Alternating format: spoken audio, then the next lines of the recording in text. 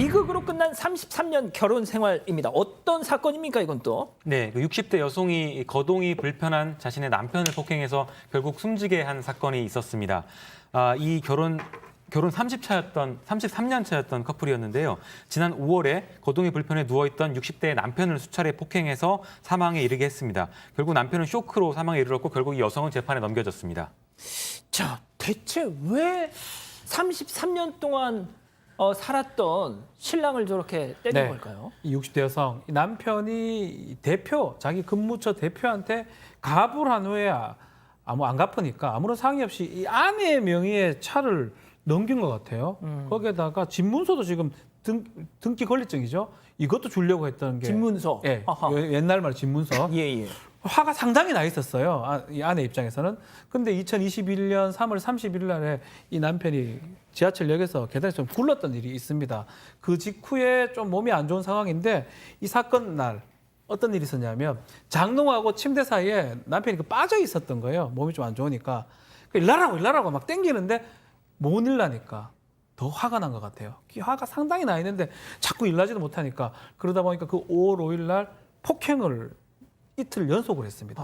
그게 지금 결과 사망에 이르게 되었습니다. 아니, 물론 아무리 부부지간이라도 자신의 명의로 돼 있는 재산을 본인과 상의 한마디 없이 누군가에 이렇게 넘긴 다음에 당연히 화가 날 만하죠. 네. 자, 그런데 뭐 100번 양보해서 뭐 이렇게 물리적인 뭔가 있을 것까지는 뭐 그렇다 치죠. 자, 그런데 그렇게 해서 사람이 죽었으면 이건 얘기가 달라지는 거잖아요. 네, 폭행이 매우 심각했습니다. 사망에 이를 정도로 폭행에 이른 건데요. 지금 보면은 누워있는 피해자의 얼굴 부분을 주먹으로 여러 번 때렸고요. 또 피해자의 가슴 부분을 발로 쑤에 밟기까지 합니다. 이 판결문을 보면은 어떻게 설명이 되어 있냐면요. 그 좁은 공간에 누워있는 피고인의 폭행에 별다른 저항을 하지 못하고 피해자가 앉아 있었다. 그리고 그때부터 그 다음날까지 이틀에 걸쳐서 아침, 점심, 저녁으로 폭행이 계속됐고 그 과정에서도 피해자는 아무런 저항 없이 같은 자세로 누워 있었다. 이렇게 판단을 했습니다. 그래서 결국 갈비뼈 6대가 골절이 됐고요. 전신 출혈에 의해서 결국 혈액량 감소로 인한 2차성 쇼크로 사망하게 됩니다. 이 갈비뼈 6대가 나갔다고 하는데 물론 어르신들의 뼈가 젊은 사람들의 뼈와 똑같지는 않다고 하더라도 말이죠. 그 정말 상당히 엄청난 외부적인 충격이 전해진 게 분명해 보이는데 자, 그런데 내 재산을 상의도 없이 글쎄요. 이거 글쎄요, 소장님. 그러니까 제가 여성이기 때문에 뭐 여성이 남성한테 맞는 경우를 훨씬 더 많이 들어왔죠. 특히 가정폭력 같은 경우에는 그럴 때 이제 그 남성이나 그 남편들을 비난하는 이유는 우리가 다른 건 몰라도 육체적으로는 여자랑 남자가 싸울 때 남자가 정말 힘을 다해서 때리면 여자가 맞을 수밖에 없는 가능성이 높아서 심적으로 약자를 이렇게 때리는 남성에 대한 비난을 늘 해왔던 거죠. 그런데 이 경우에는 지금 여성이 비록 남편이긴 하지만 지금 다쳐서 누워있는 움직일 수 없는 남편을 이렇게 때린 그것도 33년이나 같이 살았던 정이 든 그렇기 때문에 이 여성에 대한 비난은 뭐 재산 처분을 위해서 재산 처분 상의란에서 뭐 그 화가 날 수 있다는 거를 좀 이해해 줄 수는 있다고 해도 이 행동에 대해서는 도저히 이해가 안 되는 부분이라고 봅니다. 자, 혐의는 인정했습니까? 네, 때린 건 인정했지만 죽인 건 인정하지 않았습니다. 때리긴 했지만 그게 죽음의 원인이 되진 않았다. 이렇게 재판에서 주장을 한 건데요. 남편의 건강 상태가 당시에 매우 악화돼 있었다. 그래서 때리긴 했지만 남편의 사망을 예견할 수는 없었다. 이렇게 주장을 했습니다. 자, 재판부의 판단은 어떻게 나왔습니까? 네, 그렇습니다. 상해 때린 거 그리고 죽음. 상해 치사가 되려면 인과관계, 연관성이 있어야 되는데 그 부분을 재판부에서는 눈여겨봤습니다. 이 폭행으로 전신의 다발성 손상, 밟았다는 거예요. 갈비뼈가 부러졌다면. 세상에. 그걸로 인해 가지고 그 전에 그 지하철에서 굴렀을 때도 문제가 되긴 했지만 이 때문에 2차성 쇼크가 발생했을 것이다라고 본 거고요. 이게 때문에 결국 그 상해하고 이 피해자의 사망 사이에는 연관성, 인과관계가 있다라고 봤습니다. 자, 또 재판부는 이렇게 판단을 했네요. 이 부인이 남편이 충분히 사망할 거라고 그 가능성을 예상할 수 있었다라고 판단을 했네요. 저 부분이 저는 조금 이상한 게 이게 그냥 상해치사잖아요. 상해를 하는 과정에서 내가 과실로 사람을 죽임에 이르게 했다. 이게 상해치사거든요.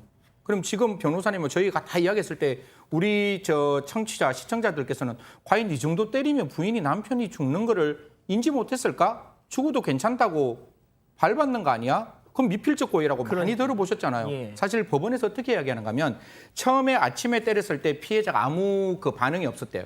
그리고 다음 날 때렸을 때도 아무 반응이 없었대요.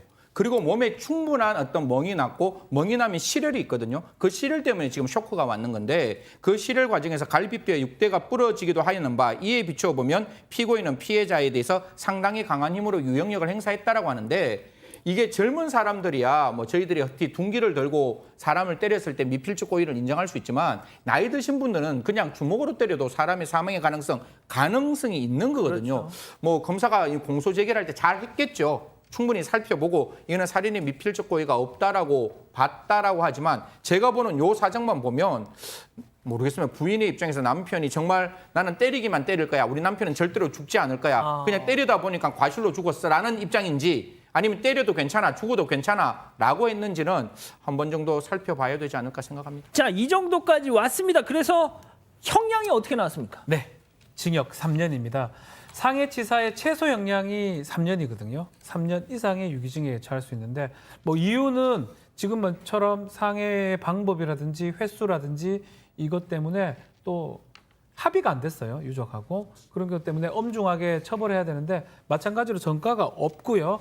또 만 69세입니다. 고령이고 또 그 이전에 피해자의 건강 상태는 상당히 안 좋았던 것 이런 것들을 고려해서 3년형을 선고를 했습니다. 아니 어차피 좀 다쳐가지고 아픈 사람이었으니까 그게 유리한 정상이라고 봅니다. 만약에 완전 건강했던 사람을 이렇게 밟고 때려가지고 이틀간 때려가지고 사망시켰다면 이보다 더 중한형이 가능했을 것 같은데 그래도 건강 상태 많이 안 좋았던 것들이 그걸 감안해서 형이 정해졌던 것 같습니다. 승현님 뭐 하실 말씀 없으실까요? 와, 진짜 이해 안 되는 것 같은데. 제가 그냥 말하면 거칠어질 것 같아서 이만 참을 것 같은데 사람은 태어나면서 죽는 순간까지 어떠한 사정에서도 똑같은 생명의 존엄이 있는 거예요. 이 사람이 1살짜리 아이가 됐건 80세라서 내일 아침에 사망에 이르게 될 수 있는 사람이건 똑같은 사람의 생명은 존엄하다는 것 꼭 한번 말씀드리겠습니다. 판사님 이 말씀 좀 거두어 줬으면 좋겠다는 생각 듭니다. 알겠습니다.